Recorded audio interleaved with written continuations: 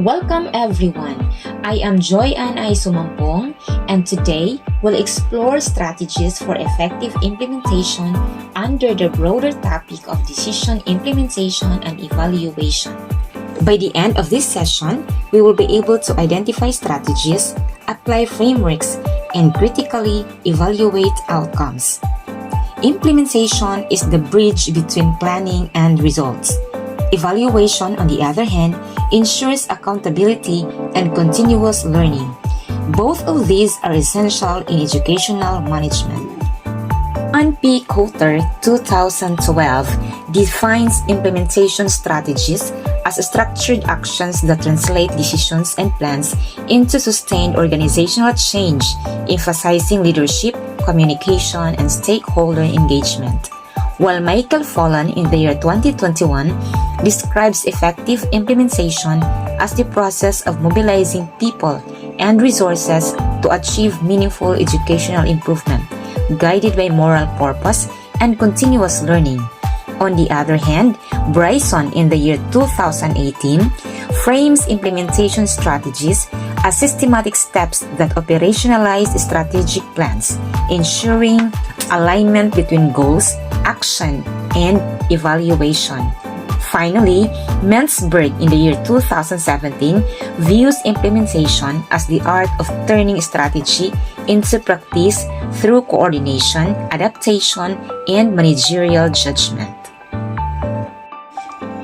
There are 4 key dimensions when it comes to implementation. The first is planning, second is communication, the third is resource allocation, and the fourth one is monitoring. These dimensions are the backbone of effective implementation. When it comes to implementation versus policy adoption, policy adoption is formal acceptance, but implementation is the real test. There are barriers to implementation, and these are resistance to change, limited resources, unclear goals, and weak leadership. When it comes to the importance of evaluation, we have accountability, gap identification, and continuous improvement. Evaluation ensures we don't just implement, but also improve. And now, let us proceed to the strategies for effective implementation. We have here clear goals, stakeholder engagement, capacity building, communication, resource mobilization, pilot testing, monitoring, adaptive leadership, collaboration, and sustainability. Each of these strategies strengthens implementation. For example, SMART goals clarify direction, while stakeholder engagement builds ownership. SMART is a framework for setting goals that are specific, measurable, achievable, relevant, and time-bound. Its significance in effective implementation lies in providing clarity, focus, and accountability, ensuring that strategies are realistic, trackable, and aligned with desired outcomes. SMART goals are crucial for turning plans into action because they provide clarity and focus, wherein everyone knows exactly what needs to be achieved and by when. Second, enhance accountability, wherein progress can be measured, making it easier to evaluate success.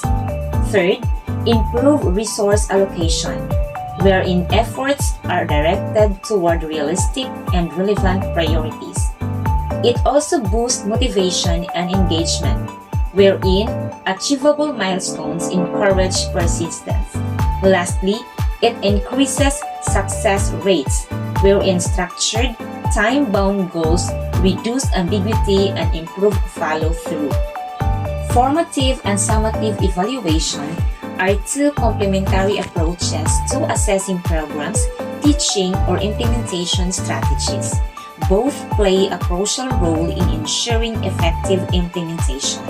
When it comes to formative evaluation, this is conducted during the development or implementation of a program or strategy, and this is to provide ongoing feedback for improvement.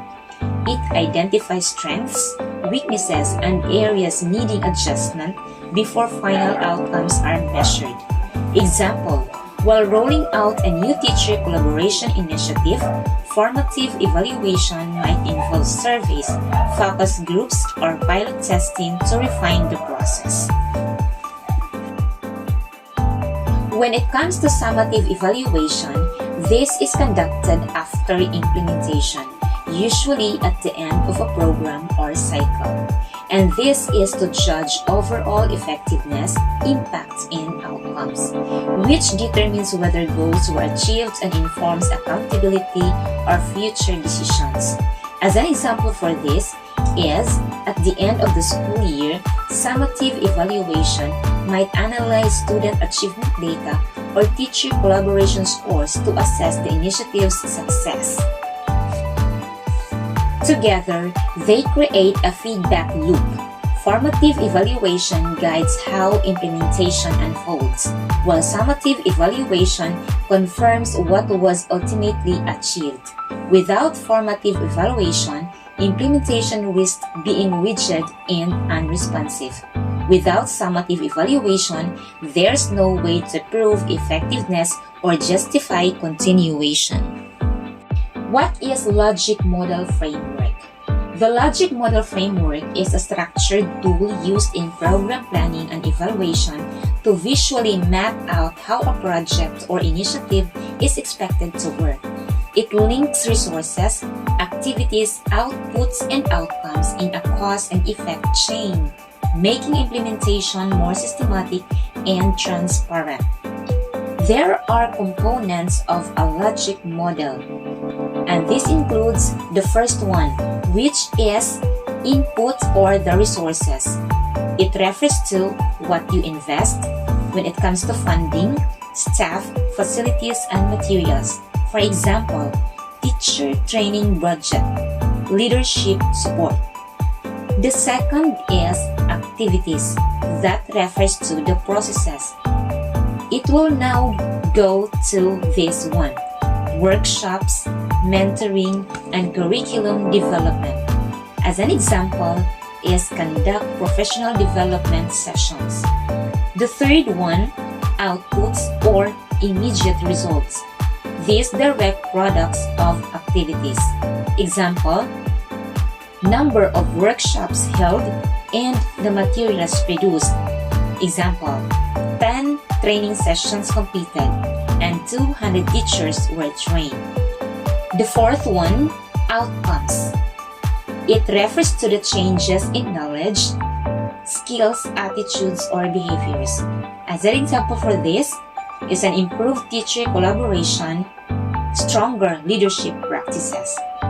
And the last one, we have the impact, which is long-term result. It is broader effect on the system or community. As an example is a sustained school improvement, wherein there is a higher student achievement. Let us proceed to stakeholder engagement. Stakeholder engagement refers to the active involvement of all individuals or groups who have an interest in or are affected by a program, policy, or initiative. In effective implementation, it means ensuring that stakeholders such as teachers, students, parents, administrators, policymakers, and community members are consulted, informed, and empowered throughout the process. So who are our stakeholders in education? We have the internal stakeholders, the school leaders, teachers, staff, and students. We have the external stakeholders. These are the parents or guardians, local community, education authorities, policymakers, NGOs, and partner organizations. As a summary of our topic this day, let me give you these key strategies. We have clear goals and communication. We have stakeholder engagement. We have capacity building. We have monitoring and evaluation. Our key takeaway for this session is that from vision to impact, effective implementation requires clear goals, collaboration, adaptability, and accountability. turning decisions into measurable results. That would be all, and good day everyone. Hope that you learned something from this presentation of mine.